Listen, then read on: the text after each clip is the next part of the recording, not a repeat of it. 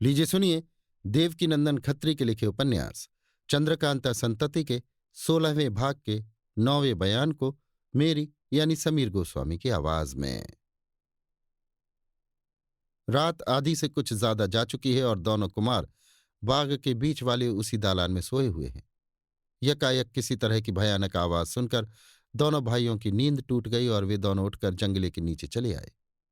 चारों तरफ देखने पर जब इनकी निगाह उस तरफ गई जिधर वो पिंडी थी तो कुछ रोशनी मालूम पड़ी।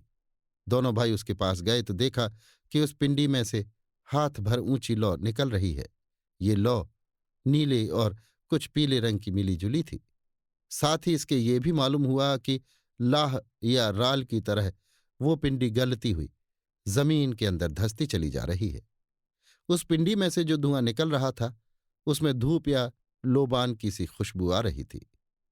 थोड़ी देर तक दोनों कुमार वहां खड़े रहकर ये तमाशा देखते रहे। इसके बाद इंद्रजीत सिंह ये कहते हुए बंगले की तरफ लौटे, ऐसा तो होना ही था, मगर उस भयानक आवाज का पता न लगा। शायद इसी में से वो आवाज भी निकली हो। इसके जवाब में आनंद सिंह ने कहा, शायद ऐसा ही हो। दोनों कुमार अपने ठिकाने चले आए और बची हुई रात बातचीत में काटी, क्योंकि खटका हो जाने के कारण फिर उन्हें नींद न आई।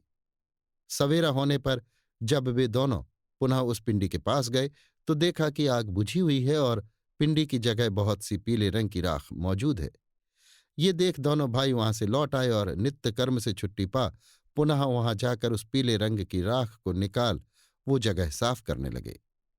मालूम हुआ कि वो पिंडी जो जलकर राख हो गई है लगभग 3 हाथ के जमीन के अंदर थी और इसीलिए राख साफ हो जाने पर 3 हाथ का गड्ढा इतना लंबा चौड़ा निकल आया कि जिसमें 2 आदमी बखूबी जा सकते थे।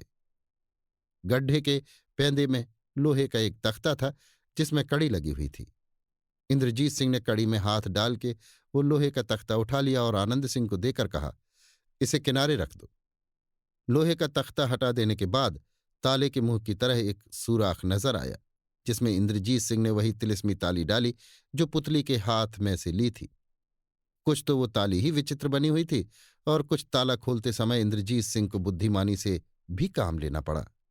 ताला खुल जाने के बाद जब दरवाजे की तरह का एक पल्ला हटाया गया तो नीचे उतरने के लिए सीढ़ियां नजर आईं। तिलिस्मी खंजर की रोशनी के सहारे दोनों भाई नीचे उतरे और भीतर से दरवाजा बंद कर लिया, क्योंकि ताले का छेद दोनों तरफ था और वही ताली दोनों तरफ काम देती थी।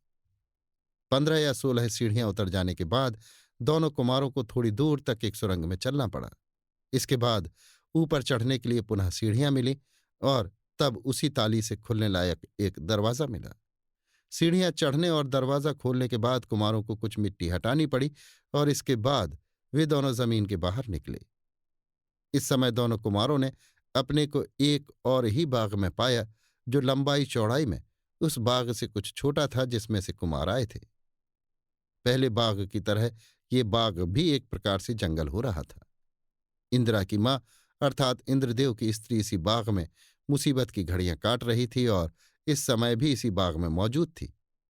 इसलिए बनिस्बत पहले बाग के इस बाग का नक्शा कुछ खुलासा तौर पर लिखना आवश्यक है। इस बाग में किसी तरह की इमारत न थी, ना तो कोई कमरा था और न कोई बंगला या दालान था।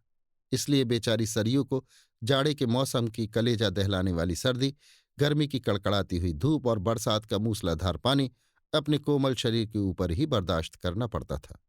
हाँ, कहने के लिए ऊंचे बड़े और पीपल के पेड़ों का कुछ सहारा हो तो हो, मगर बड़े प्यार में पली दिन रात सुख में ही बिताने वाली एक पतिव्रता के लिए जंगलों और भयानक पेड़ों का सहारा सहारा नहीं कहा जा सकता, बल्कि वो भी उसके लिए डराने और सताने का सामान माना जा सकता है।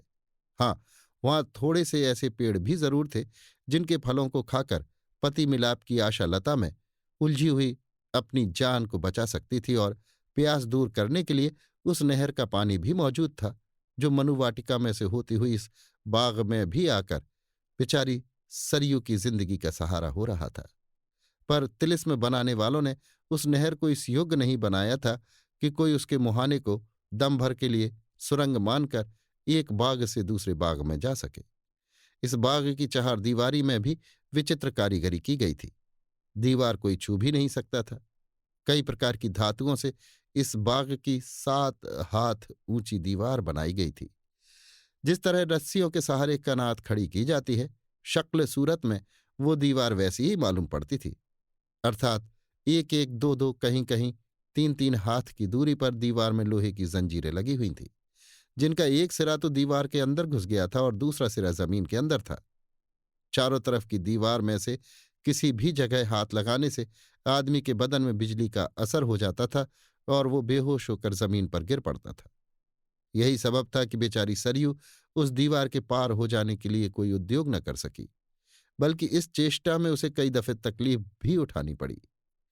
इस बाग के उत्तर की तरफ की दीवार के साथ सटा हुआ एक छोटा सा मकान था।